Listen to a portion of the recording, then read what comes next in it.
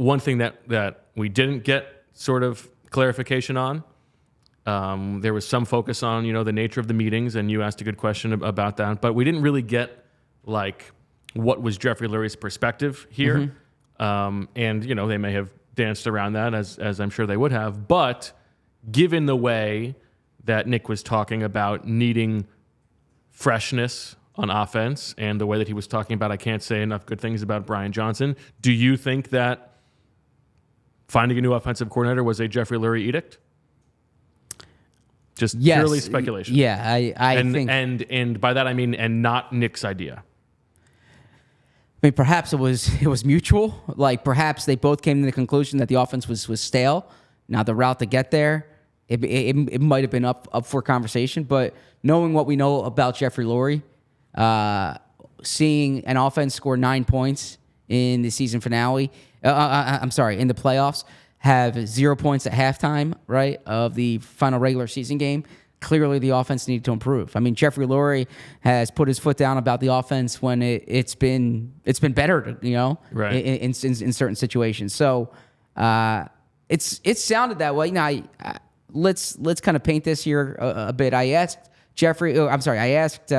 Nick specifically, how would you characterize those meetings? Did you feel you had to sell yourself in the vision to Jeffrey to keep your job? And he said it was normal end of season meetings like he's had the past few years. So he didn't necessarily feel like he had to, but he said he was an unproven coach when they hired him.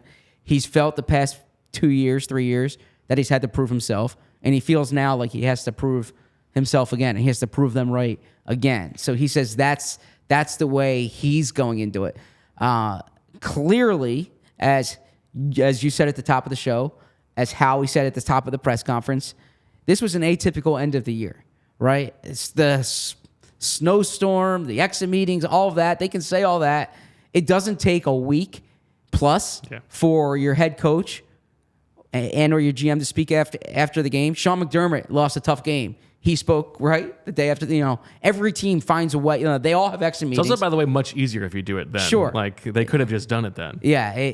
So clearly, they said that they had to take that time. I think Nick made the reference today, so we can answer your questions, right? I mean, it's not as if they answered our questions much different today than they would have a week ago. But clearly, there were conversations that needed to be had with Jeffrey Lurie, and change. After that, we knew the defensive coordinator change was going to happen. The offensive coordinator change happens. So. I think whether this was Jeffrey's idea or whether it was Jeffrey's demand or whether it was something Nick brought to the table, I don't think Nick went into that meeting and Jeffrey was ready to talk him into keeping the same offense, right? So I guess that's the best way I can answer that question. We all silly like the mayor.